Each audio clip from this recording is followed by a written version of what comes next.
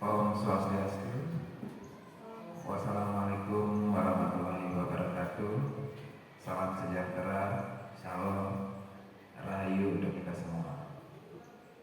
Puji syukur kita panjatkan kehadiran Tuhan Yang Maha Esa di Desa yang Widi, karena atas berkat rahmat-Nya kita bisa berkumpul dalam acara hari ini, yakni acara diseminasi budaya positif calon guru penggerak angkatan ke-11.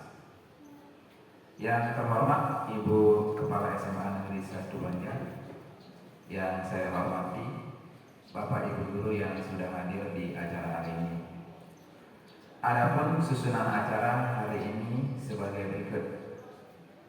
Yang pertama, menyanyikan lagu Indonesia Raya. Yang kedua, menyanyikan Mars Guru Penggerak. Yang ketiga, doa. Yang keempat, pembukaan yakni arahan dari Ibu Kepala Sekolah atau yang mewakili. Yang kelima adalah acara inti yakni pembahasan budaya positif. Yang keenam, diskusi, dan yang terakhir adalah penutup. Baik, untuk mempersingkat waktu, acara selanjutnya yaitu langsung ke acara yang pertama, menyanyikan lagu Indonesia Raya. Hadirin dimohon berdiri.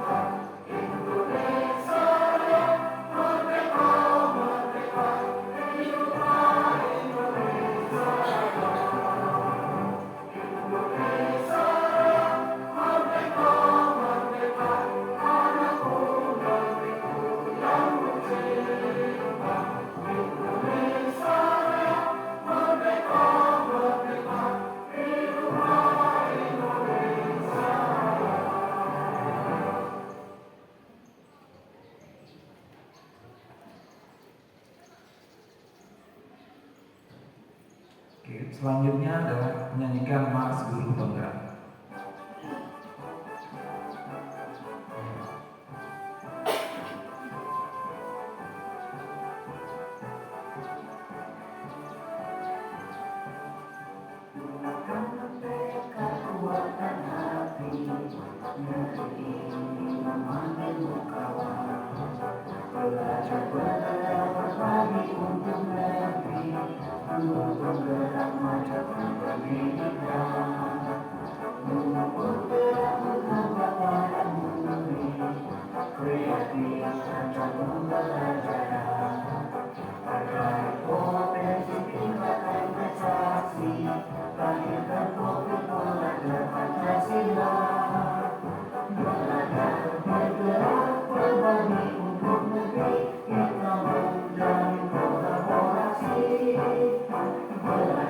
Bergerak, berbagi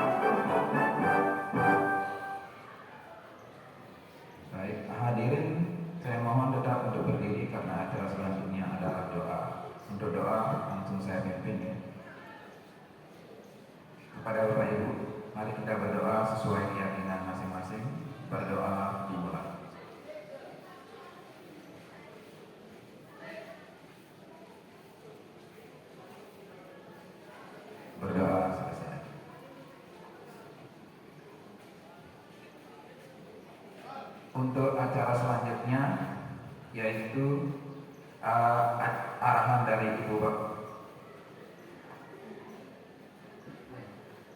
Untuk hadirin saya persilakan duduk kembali.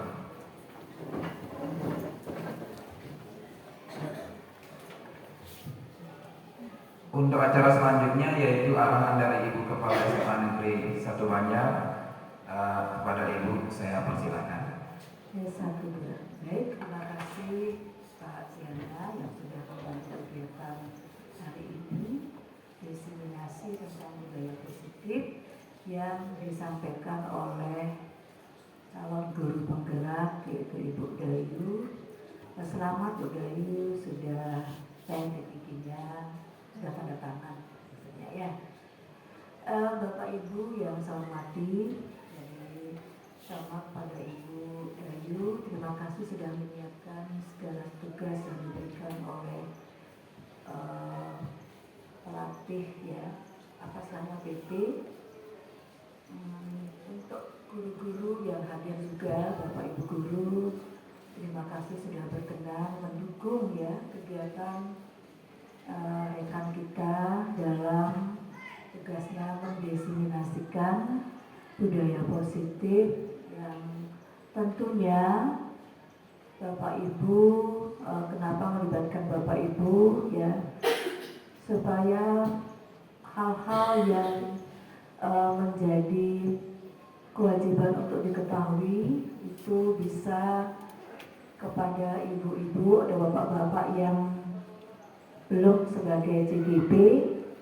Jadi walaupun tidak berpendidikan sebagai guru penggerak, tetapi kita tetap memiliki komitmen untuk menggerakkan siswa kita untuk lebih baik dan memberikan motivasi dalam belajar. Intinya bahwa budaya positif yang didengung-dengungkan oleh kurikulum Merdeka Belajar ini tidak lain dan tidak bukan bahwa tujuan pendidikan yang memanusiakan manusia. Kita tidak akan terlepas dari kodrat zaman, kodrat alam daripada siswa-siswi kita, yang mana ada kodrat dasar ya, seperti mereka butuh makan, butuh perhatian, hal-hal yang mendasar tidak bisa diabaikan. Kalau Bapak Ibu guru misalnya menemukan anak-anak yang makan di kelas, bagaimana semestinya sikap kita sebagai guru di depan mereka? Nah itu, di situ kita diminta untuk bisa memulai bahwa situasi itu adalah situasi yang positif bagi mereka, bahwa mereka butuh kebutuhan dasarnya itu lapar. Bagaimana menyikapi sekarang kita sebagai guru kalau menemukan hal itu? Ini kalau di CGP mungkin namanya dilema etika.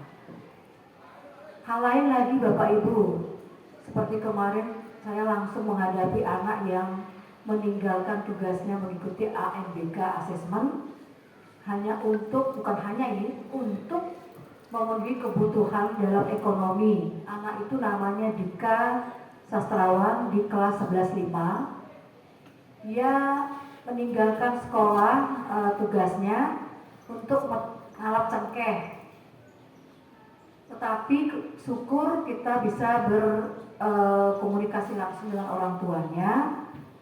Penyampaian anak itu memang sedikit salah, dikatakan bahwa sekolah tidak efektif belajar. Nah, padahal orang tuanya sudah menyampaikan kenapa tidak masuk, kenapa ngelap cengkeh, sekolahnya asik efektif belajar, itu jawabannya, dikonfirmasi orang tuanya.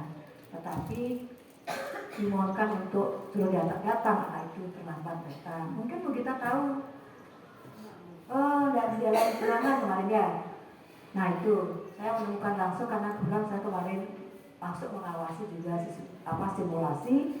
Saya dekati anak itu, kemana kamu Dika, kok tidak datang? Saya ngalap cengkeh Bu. Ya, saya sih tidak menyalahkan karena situasi ekonomi orang tuanya yang kurang beruntung yang mungkin tidak bisa memberikan bekal anaknya. Kesempatan ini kan terbatas, ngalap cengkeh itu hanya bulan-bulan ini. Mungkin orang Banyuwangi tahu sampai bulan apa ini panen ini, Pak Icak mungkin tahu ya, sampai Oktober ya, sampai Oktober ya, mulai bulan sampai Oktober. Nah itu, jadi anak itu tidak salah dia membantu orang tuanya untuk mencari nafkah. Katanya berapa dapat ongkos biasa itu, kalau dari jam 8 pagi sampai jam 4 sore saya dapat 160.000. Itu bisa 2 bulan membayar uang komite dalam berapa jam itu. Nah, sekarang bagaimana sikap kita ini? Tuh, ini namanya dilema etika. Enggak Bapak Ibu? Apa maksudnya dilema etika? Mungkin nanti DGP bisa menjelaskan. Anak itu benar, kita juga benar. Maka dari itu kita harus memutuskan yang terbaik. Salahkah kita melarang anak itu mencari kerja? Bapak Ibu gimana?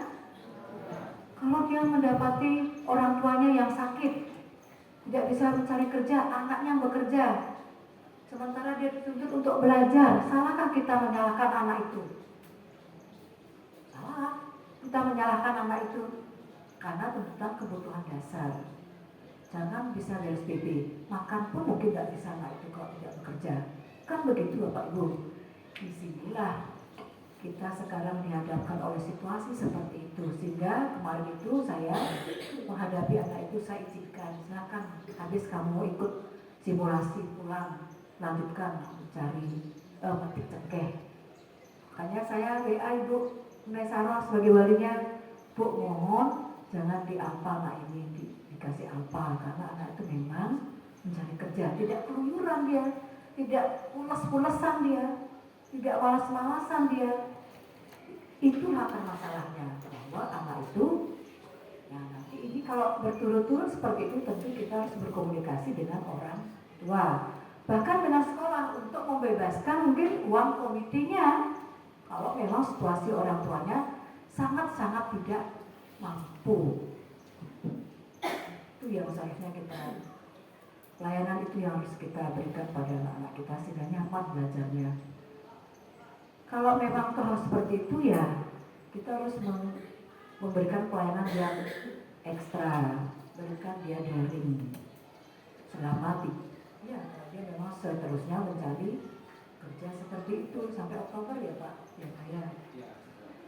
Melalui kesempatan ini dengan beberapa rekan-rekan, mungkin kalau menemukan hal yang seperti itu, silakan komunikasikan kepada kami.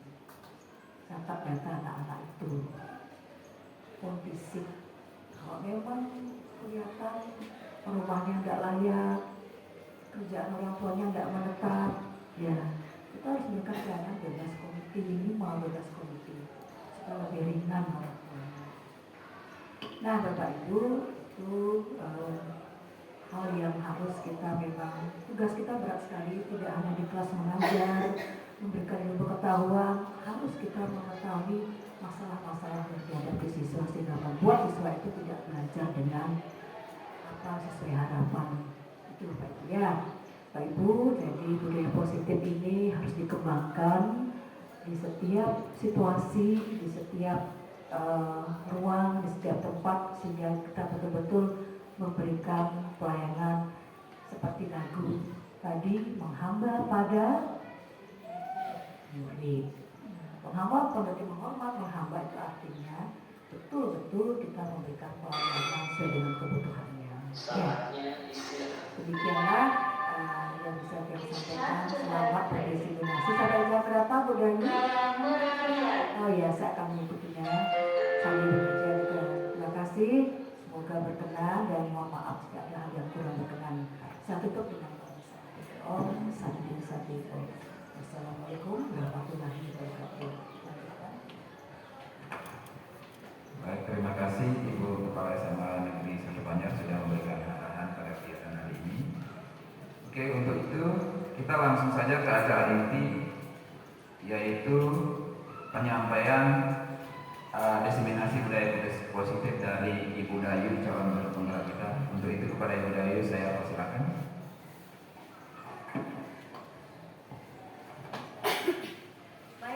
terima kasih atas waktunya Bapak Diana selaku MC yang luar biasa. Berikan tepuk tangan untuk Bapak Diana.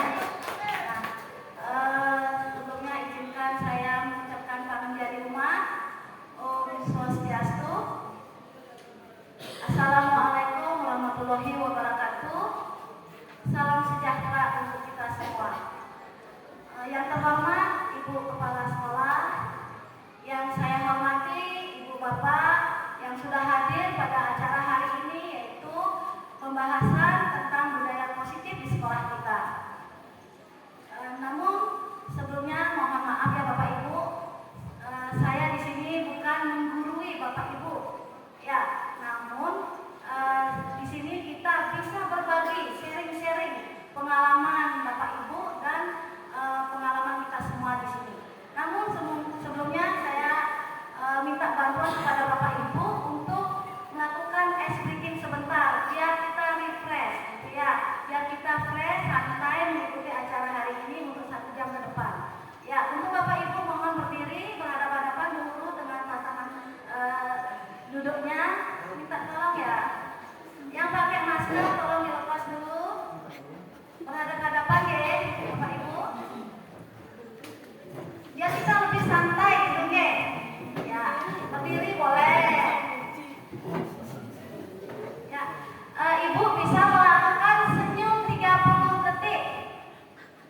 Senyum sampai kelihatan giginya biar kita plong. Gitu nggih. Yuk, Bu Uci bisa sama Bu Udin duduknya. Ya, senyumlah selama 30 detik. Setelah saya hitung 3 sampai hitungan ketiga, Bapak Ibu bisa tersenyum ya. 1, 2, 3, mulai senyum. Lihat senyuman teman-temannya. 4, 5, 6, Bapak Ibu bisa ketawa kan melihat senyuman temannya, berarti kita sudah bisa santai. Lanjut lagi. 10, 11, 12, 13, 14, 15. Saya kurangi sampai 20 detik aja. 16, sampai kelihatan giginya, coba lebar biar lebih fresh. 17,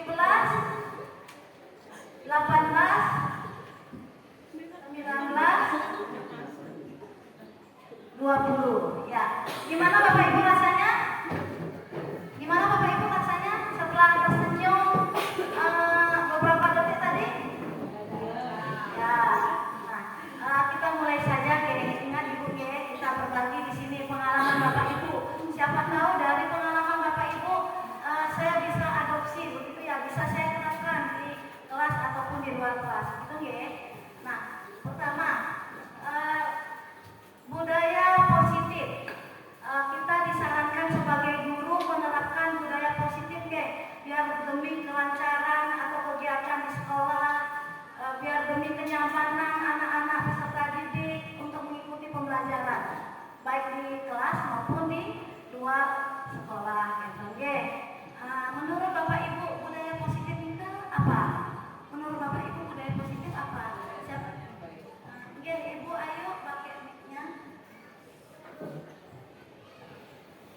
Kalau menurut saya bahwa budaya positif itu adalah kebiasaan yang baik. Kebiasaan yang baik. Oke, luar biasa Bu Ayu. Silakan lagi Kiki. Siapa lagi yang mau coba? Bu Uci? Hampir sama dengan apa yang dikatakan oleh Bu Ayu Widiasi. Budaya itu adalah kebiasaan, positif itu adalah segala sesuatu yang pun kebaikan. Ya, bagus. Tepuk tangan untuk 2 guru yang sudah memberikan komentarnya. Ya, luar biasa sekali. Benar, budaya positif itu kita harus wujudkan di sekolah, oke? Agar peserta didik bisa nyaman. Contoh budaya positif yang lebih paling kecil itu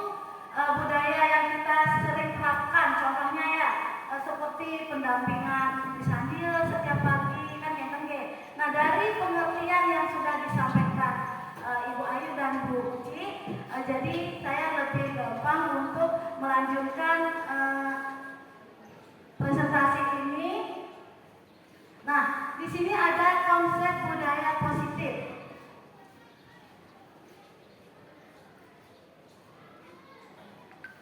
Nah, mundur lagi Pak. Nah,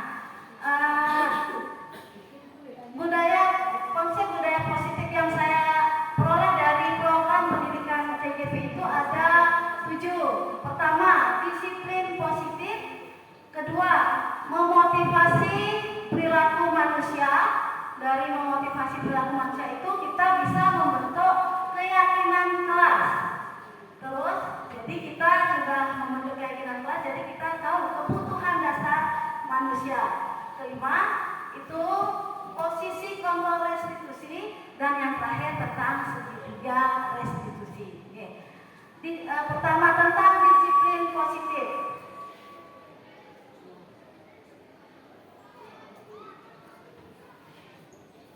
Nah, di sini ada pengertian disiplin positif menurut secara umum ya, suatu cara penerapan yang mengajarkan anak bertanggung jawab dan menumbuhkan kesadaran diri berdasarkan nilai-nilai kebajikan. Nah, menurut Bapak Ibu, nilai-nilai kebajikan apa yang sudah Bapak Ibu terapkan di sekolah kita? Siapa yang mau? Nilai-nilai kebajikannya? Ya, tar dulu. Mana mic-nya tadi?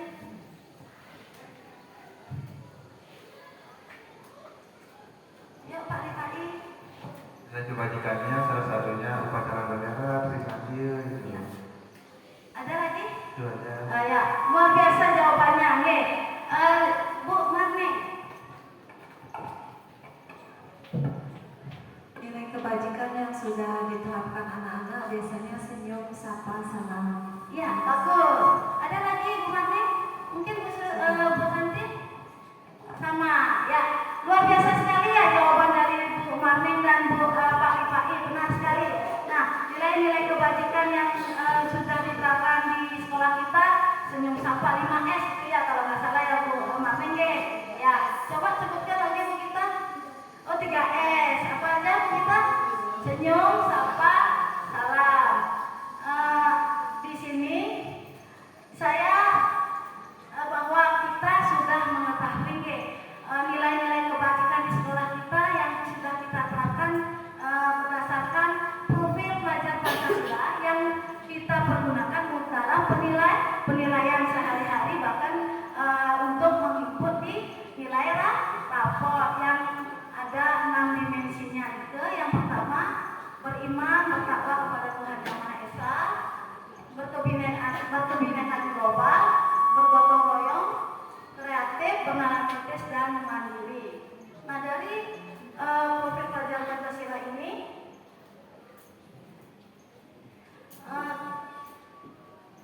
yang berikutnya tentang motivasi perilaku manusia. Menurut Bapak Ibu, motivasi itu apa? Motivasi itu apa?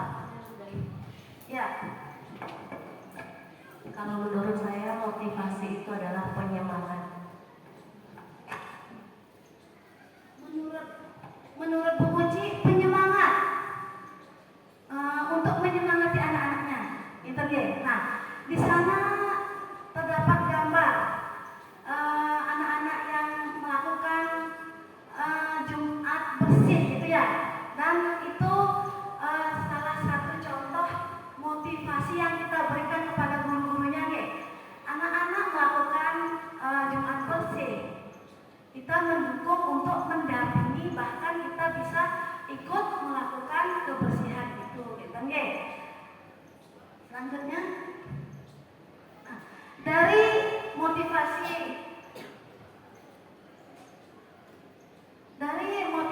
perilaku manusia itu tujuannya adalah untuk menghindari ketidaknyamanan atau hukuman, untuk mendapatkan imbalan atau penghargaan dari orang lain, untuk menjadi orang yang mereka imajikan.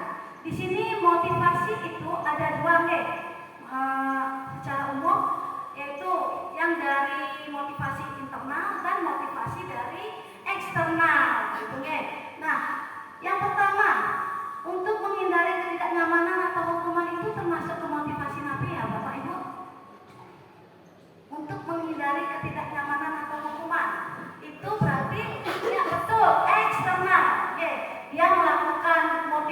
dari luar itu karena dia takut kena hukuman atau ketidaknyamanan pada dirinya. Kedua, untuk mendapatkan imbalan atau penghargaan internal. Ya, dia melakukan semangatnya untuk melakukan sesuatu yang ditugaskan baik oleh gurunya. Dia ingin mendapatkan imbalan. Nah, dari Bapak Ibu, pernahkah Bapak Ibu memberikan suatu imbalan atau penghargaan kepada anak didik? Pernah ya? Contohnya di mana Bu Marti? Contohnya sederhana sekali Bu Dayu, ketika di dalam kelas dalam kerja kelompok, ketika siswa mampu untuk menjawab pertanyaan, kami bersama-sama memberikan aplaus atau tepuk tangan. Oh ya, Terima kasih, itu saja. ya, imbalan yang sudah diterapkan Bu Marti di kelas itu berupa reward tepuk tangan, begitu nggih? Kalau Bu Krisya pernah kasih penghargaan?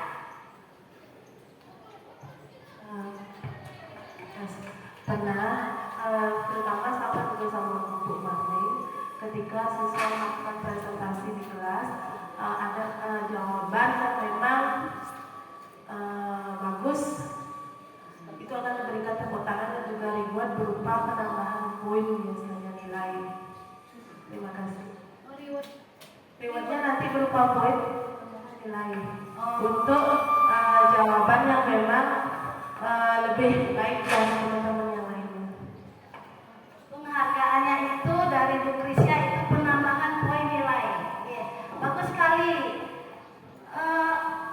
Selanjutnya, motivasi untuk menjadikan orang yang mereka imajikan dan menghargai diri sendiri dengan nilai-nilai yang mereka percaya.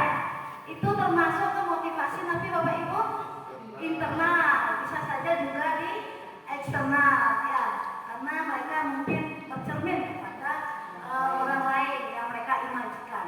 Oke. Selanjutnya, nah, dari motivasi-motivasi yang diberikan, selanjutnya adalah keyakinan kelas.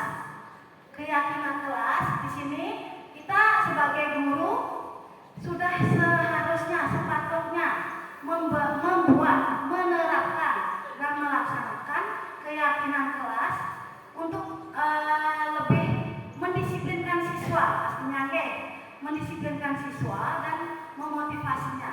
Bapak Ibu pernahkah sudah membuat atau menerapkan keyakinan kelas dengan kelas yang diajarkan? Misalnya apa? Bu Din pernah? Ya coba Ibu Din. Misalnya masuk kelas sama waktu banyak. Ya, tolong sebutkan beberapa keyakinan saja. Menjaga kebersihan kelas, tetap selalu bersemangat dalam belajar. Oke. Tolong yang lain coba siapa tahu keyakinan Bapak Ibu bisa saya tiru begitu nggih. Pak Richard, keyakinan kelas yang sudah pernah Bapak Ibu Bapak yang diterapkan atau dibuat dengan anak-anaknya?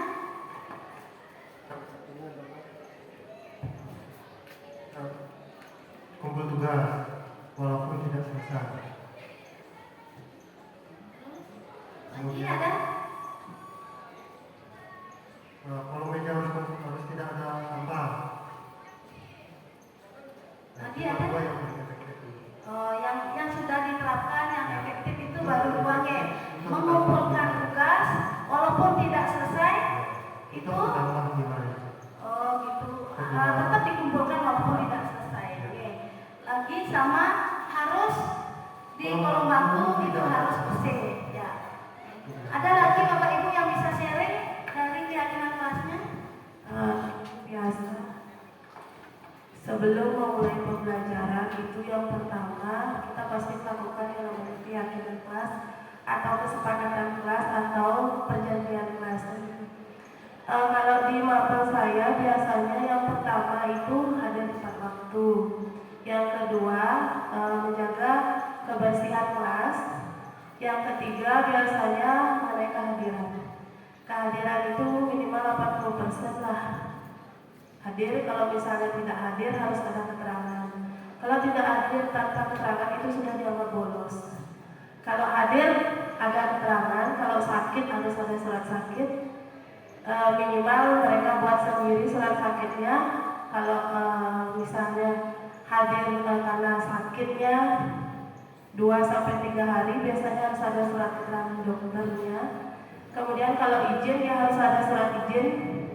Surat izin itu kan biasanya diambil dari BK. Kalau misalnya tidak ada surat izin yang diambil dari BK, itu bisa izinnya orang tua yang mengizinkan. Artinya wali kelas yang menelpon orang tua ataupun pas guru mapan yang mengajar di sana menelpon orang tua. Kemudian untuk kesepakatan kelas selanjutnya biasanya pengumpulan tugas tepat waktu.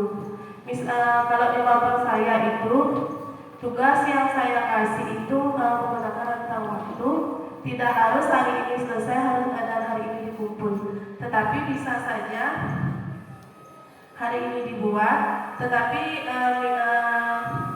pertemuan berikutnya itu belum selesai, kita bisa lanjutkan di pertemuan berikutnya, dan kemudian kalau belum selesai juga di pertemuan berikutnya lagi dikumpul. Minimal lah ada beberapa rentang waktu untuk pengumpulan tugas, karena yang kita ketahui bahwa tidak boleh membuat tugas itu atau memberikan tugas untuk dikerjakan di rumah. Demikian, terima kasih. Ya baik Bu Trisya, sudah banyak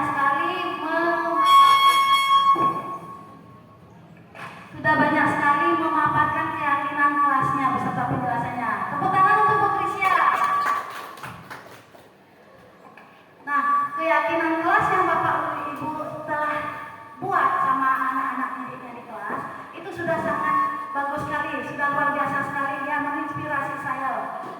Nah, di sini saya tampilkan untuk pedoman atau pedoman pembentukan keyakinan kelas. Ya tadi saya lihat dari Bapak Ibu keyakinan kelasnya sudah berupa kalimat positif G. Nah, di sana satu bersifat abstrak, pernyataan universal, dibuat pernyataan positif. Nah, ini yang poin ketiga yang sangat saya menginspirasi begitu, karena selama ini jujur saya sebelum ikut kegiatan program CGP ini, saya sering sekali membuat keyakinan kelas dengan kata tidak, dilarang. Itu nanti tidak dibenarkan, karena dengan kata tidak atau dilarang itu seperti kita menekan jiwa-jiwanya, menekan pikirannya si anak ya. Jadi si anak bisa saja lebih tegak, gitu. Nah, kedua, berikutnya sedikit agar mudah diingat. Kita membuat keyakinan kelas itu sedikit, tapi yang poin-poin utamanya agar anak-anak itu mudah diingat. Kalau saya di kelasnya saya, terutama yang bukan perwalian saya itu biasanya nge-share di grup-grup yang saya buat, di grup-grup kelas yang saya ajarkan, gitu. Terus kalau saya di kelas perwalian itu saya tempelkan di depan, itu biar anak-anak sering melihatnya, sering membacanya. Kalau di grup itu biasanya saya setiap sebelum mengajarkan saya suruh satu anak untuk membaca keyakinan kelasnya agar senantiasa diingat dan diterapkan. Nah, dalam membuat keyakinan kelas itu juga sesuai dengan kondisi kelas, kondisi anak-anak di kelas. Jadi kalau saya keyakinan kelas Ntar dulu Bu, kesepakatan mata pelajaran dan kalau saya dibuat di halaman pertama buku. di halaman buku. Oh ini, tepuk tangan dulu Bu Tin. Ini menginspirasi saya juga. Yang bagus sekali bisa Bapak Ibu tiru pengalaman Bu Tin. Itu keyakinan kelas atau kesepakatan kelasnya dibuat di halaman pertama agar setiap anak-anak itu ditandatangani oleh orang tua siswa dan guru-gurunya. Itu setiap anak-anak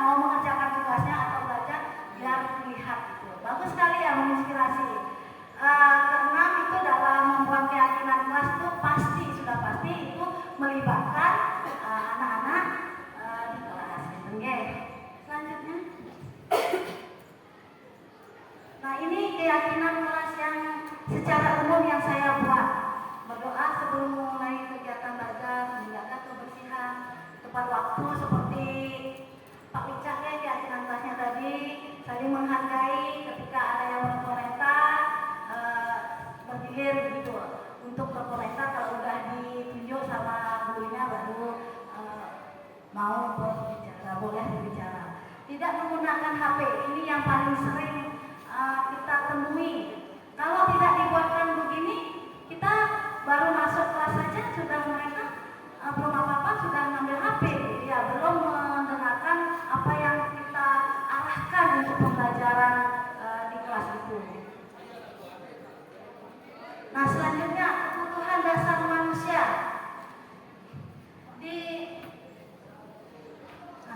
kebutuhan dasar manusia yang seperti tadi seperti Ibu Kepala Sekolah sampaikan, kebutuhan dasar anak itu beragam ya.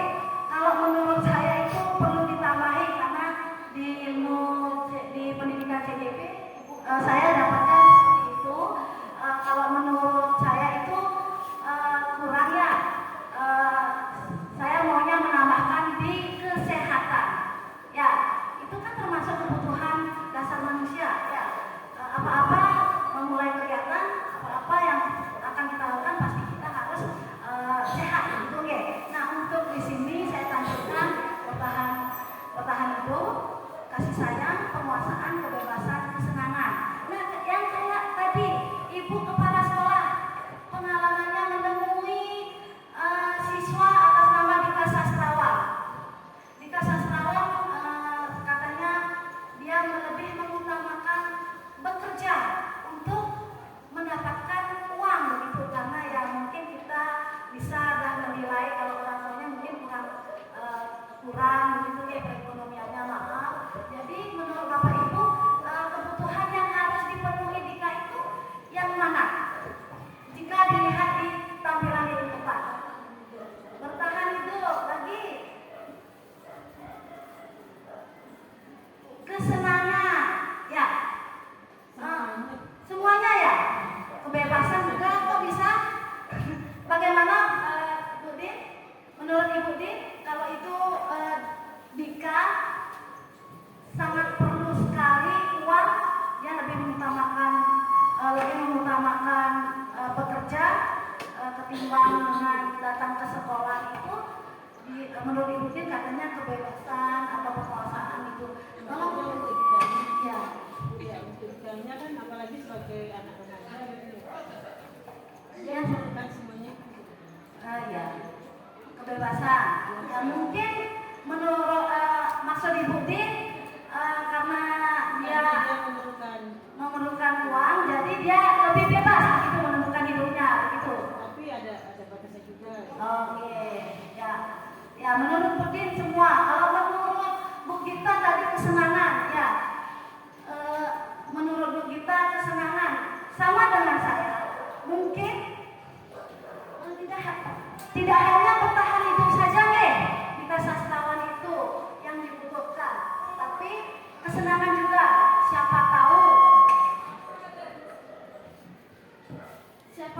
Siapa tahu karena dia punya uang dia jadi senang, gitu ya. Jadi senang terus ya termasuk juga bebas, gitu ya. Ya semoga dengan adanya pengalaman Dika Sastrawan kita bisa memenuhi kebutuhannya Dika dengan cara apapun yang kita usahakan bersama, gitu ya. Selanjutnya,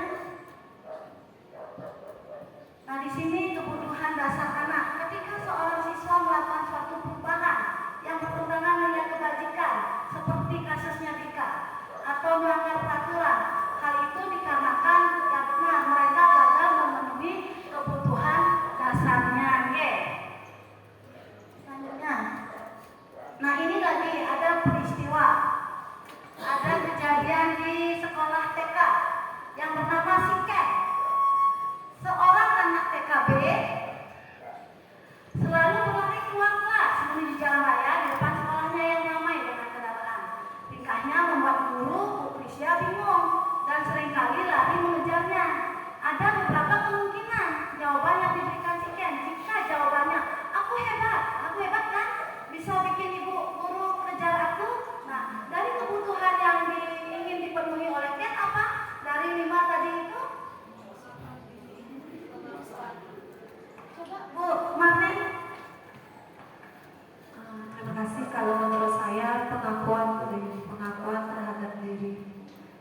Ken ini bahwa si Ken ini ingin membuktikan kepada gurunya bahwa dia hebat. Ya, pengakuan bahwa dirinya hebat. Ada lagi? Kalau menurut MC yang luar biasa ini apa?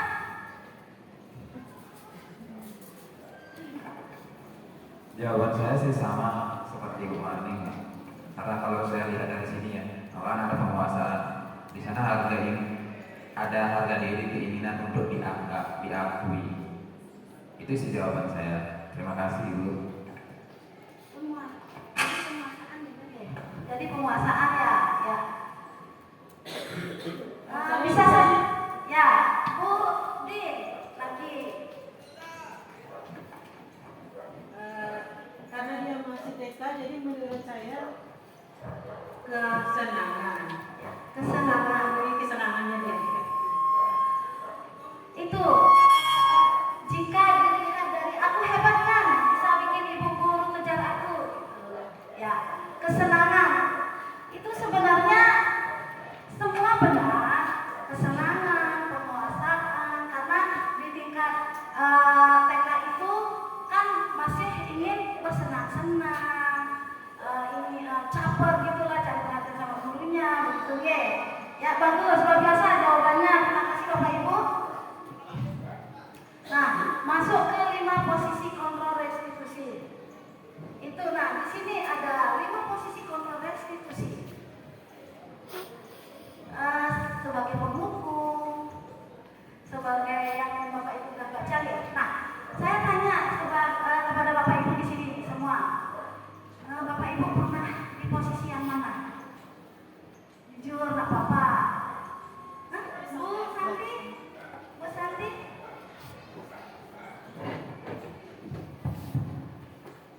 Kalau saya sendiri lebih memposisikan dulu sebagai teman. Karena kita kan aja siswa yang udah mau dewasa, pra-dewasa. Jadi kita coba mengenal dia dulu, mengenal dia curhat kayak gimana, tanya dulu, baru bisa kita mulai dekat. Jadi sebagai teman dulu. Iya, nggak apa-apa. Ya, nggak apa-apa deh. Sebagai teman, ada yang lain? Apakah pernah sebagai pemukul atau pernah merasa bersalah ini? Misalkan kita menyalahkan atau menyalahkan anak itu, membuat mereka berkecil hati, begitu pernah? Pernah ya. Itu dulu ya, betul Bu Mameng, jujur sekali Bu Mameng. Ya pernah sebagai perempuan merasa bersalah, sebagai pemantau, Bu Santi sebagai teman. Kalau sebagai manajer pernahkah? Ya. Baik, terima kasih ya atas kesempatannya. Begini Bu, sebelum saya ada kurikulum merdeka ini, saya sudah sering di tahap 1, 2, 3. Sekarang saya sudah bisa sedikit demi sedikit berubah, bisa di tahap 4 dan 5, yaitu sebagai teman dulu, kemudian sebagai manajer. Contoh yang sudah saya terapkan, kalau dulu siswa itu terlambat atau mereka membolos di jam pelajaran saya, pasti saya kasih maaf sebelumnya, hukuman ya, itu dulu. Tapi kalau sekarang saya sudah mulai menanyakan apa solusi dari apa yang dia perbuat. Mereka yang saya suruh untuk mencari solusinya sendiri, karena mereka yang berbuat. Nah, dengan begitu kita bisa menjadi guru sebagai manajer. Jadi siswa punya inisiatif untuk menyelesaikan masalahnya sendiri. Gitu. Terima kasih. Ya, terima kasih banyak sekali Bu Marni, luar biasa sekali. Di awal katanya sebelum kurikulum merdeka ini, berarti sudah sangat membaca sekali ya apa itu kurikulum merdeka isinya ya. Ya, nyatanya udah bisa berubah dari posisi yang 1, 2, 3 itu sedikit demi sedikit sebagai manajer. Gitu, okay? Kalau yang Bu Santi sebagai posisinya sebagai teman itu nggak apa-apa dulu, sambil kita sama-sama belajar ke posisi manajer gitu ya, jujur aja. Karena posisi manajer itu kita harus benar-benar memiliki jiwa yang sebagai guru, pendewasaan diri diri gitu nggih sebelum ke kita imbaskan ke anak didik gitu nggih. Itu apa contoh-contoh atau identitas, ada motivasinya gimana sebagai penghukum, gimana sebagai pembuat rasa bersalah. Ya benar sekali kalau sebagai manajer kita bisa mendewasakan anak untuk mencari identifikasi dirinya dalam memecahkan masalah. Di sini kita secara langsung kalau kita memposisikan diri sebagai kontrol, posisi kontrolnya sebagai manajer itu kita bisa mengajari anaknya untuk menemukan solusi dari permasalahan yang dihadapi, menemukan jati dirinya, begitu ya. Nah seperti ini. Jika posisi kontrolnya sebagai manajer, guru dapat berbuat sesuatu bersama muridnya, memperhatikan muridnya bertanggung jawab. Berarti di sini kita secara langsung juga mengajari anak didik kita bertanggung jawab dan menemukan solusi dari permasalahannya. Itu ya, biar lebih cepat karena ini durasi waktu sudah dikasih tahu sama MC-nya. Segitiga restitusi adalah suatu proses dialog yang dijalankan oleh orang tua atau guru agar dapat menghasilkan murid yang berkarakter atau bertanggung jawab. Nah, langkah segitiga restitusi itu ada 3 tahapan. Ketika kita menemui masalah pada anak, kita bisa berpedoman untuk mencari masalah dengan 3 langkah segitiga restitusi untuk menemukan solusinya. Gitu, nggih? Yang pertama, stabilkan identitas anak. Kedua, validasi tindakan yang salah. Ketiga, baru menanyakan keyakinan yang telah dia langgar. Gitu, nggih. Mohon maaf ini kok hilang slide-nya. Ya, selanjutnya. Nah, mohon disimak ya, ini video saya, jangan diketawain ketika saya menerapkan atau mencoba untuk melakukan segitiga restitusi itu.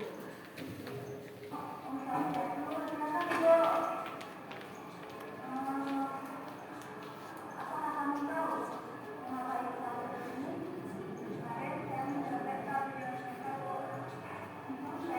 Saya dapat laporan dari video lain bahwa kamu konten. Bapak kamu ceritakan kronologinya karena kejadiannya dan saya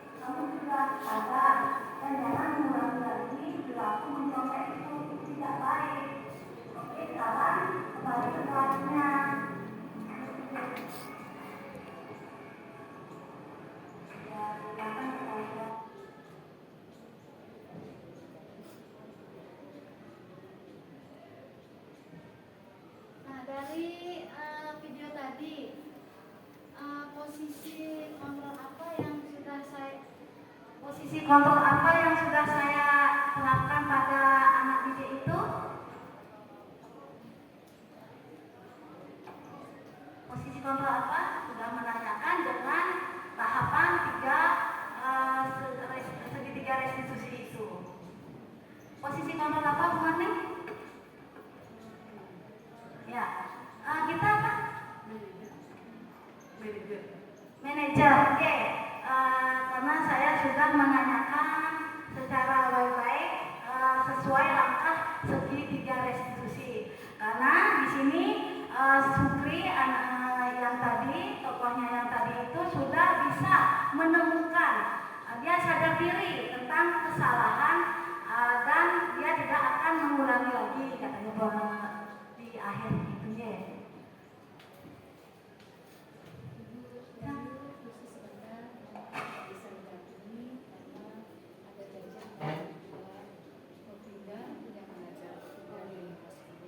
Enggak Bu, terima kasih Bu. Lanjut lagi sedikit ya, karena ini durasi waktunya. Dari 5 posisi kontrol, posisi mana yang diperhatikan oleh Bu Dayu? Ya benar, Bu Gita sudah menjawab. Manajer, kebutuhan apa yang berusaha dipenuhi oleh Sukri? Karena dia kan mencontek.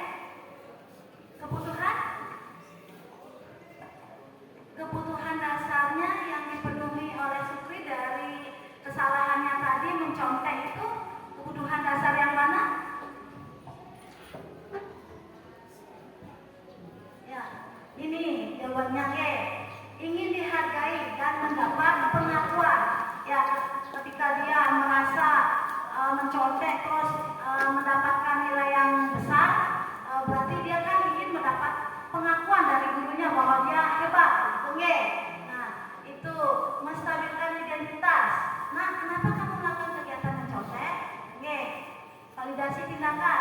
Apakah kamu akan melakukan perbuatan mencontek lagi? Menanyakan keyakinan. Kamu masih ingat keyakinan kelas kita? Lalu apakah kamu masih akan melakukan perbuatan itu? Ya. Sesuai prinsip restitusi yang dilakukan Sukri untuk memperbaiki kesalahannya adalah pertama, Sukri sudah mau minta maaf karena telah melanggar keyakinan kelas. Sukri tidak akan melakukan kesalahan lagi seperti mencontek. Ketiga, Sukri akan lebih giat belajar lagi agar biar bisa mengikuti ujian secara jujur. Nah, yang terakhir, segitiga restitusi itu diharapkan murid menjadi lebih kuat secara pribadi, membuka wawasan murid agar dapat menyelesaikan permasalahannya sendiri. Ketiga, murid semakin percaya diri, mandiri dan merdeka.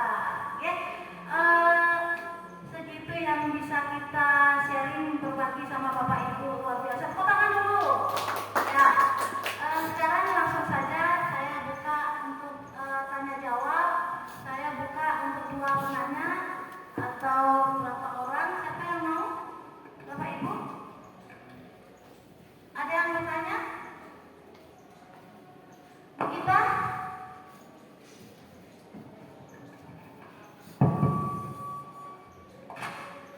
Baik, terima kasih Bu Dayu. Di sini saya mau bertanya, jika di kelas Ibu melihat teman gurunya tidak membuat kesepakatan atau memotivasi. Jujur, saya kadang-kadang lupa membuat kesepakatan di dalam kelas. Jadi kalau Ibu menemukan hal seperti itu, apa yang Ibu lakukan? Terima kasih. Ya, bagus sekali pertanyaannya Bu Gita.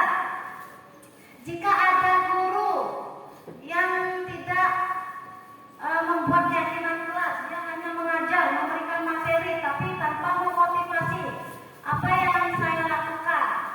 Ada yang bisa memberikan argumennya dulu atau berbagi pengalamannya? Bagaimana? Apa yang dilakukan, Bu Uci?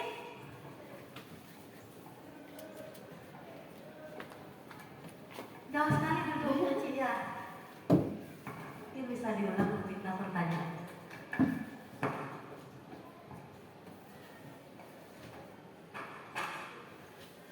Pertanyaannya, kan saya di kelas itu datang langsung aja, tidak buat motivasi atau tidak melakukan keyakinan atau kesepakatan kelas. Nah, kalau Bu Dayu melihat saya seperti itu, apa yang Bu Dayu lakukan? Baik, saya mencoba untuk menjawab. Kalau saya sendiri, saya mencoba melakukan pendekatan dengan cara mengajak mengobrol secara santai. Ya seperti biasa kita ngobrol kecil, kemudian mencoba membahas bagaimana siswa di kelas, kemudian bagaimana kita menerapkan disiplin positif di kelas. Jadi saya juga akan tetap menjaga agar tidak terjadi ketersinggungan atau teman yang saya ajak tidak merasa untuk digurui, seperti itu deh. Ya, luar biasa sekali jawabannya Bu Cingge. Dari peristiwa guru tidak membuat keyakinan kelas, dia hanya mengajar. Langkah yang pertama itu adalah pendekatan, menanyakan secara baik-baik kepada guru yang bersangkutan kenapa gitu ya, tanpa membuat dia tersinggung. Gitu ya, Bu Kita. Bagaimana Bu Kita, paham? Ya, terima kasih. Ada lagi Bapak Ibu yang bertanya? Ya, oke. Nah, di sini ada pertanyaan, kesepakatan kelas atau keyakinan kelas, apakah itu sama? Kalau menurut saya, ya sama, karena kita membuat keyakinan untuk disepakati kan gitu ya, untuk diyakini, untuk diterapkan di kelas ataupun di luar kelas atau di sekolah. Gitu. Bagaimana Bu Santi? Kalau menurut Bu Ci gimana? Keyakinan sama kesepakatan kelas? Oh sama, tepuk tangan untuk kita semua. Bagaimana? Ya. Kalau kesepakatan kelas itu keyakinan yang sudah disepakati. Ya, menurut Bu Dim, ngomong pakai mic. Kalau kesepakatan kelas itu yaitu keyakinan yang sudah disepakati oleh kelas. Ya. Keyakinan yang sudah disepakati. Ya diluruskan, terima kasih Bu Dim. Udah diluruskan pernyataan saya. Bagaimana untuk waktunya Pak MC? Ya. Karena waktunya sudah habis, saya serahkan kembali kepada Bapak MC yang luar biasa. Sekali lagi saya berterima kasih kepada Bapak Ibu yang sudah hadir pada acara saya ini untuk mensupport saya, dan jika ada kesalahan saya baik sengaja maupun tidak disengaja, saya mohon maaf ya Bapak Ibu. Ya, terima kasih. Waktu saya kembalikan kepada MC.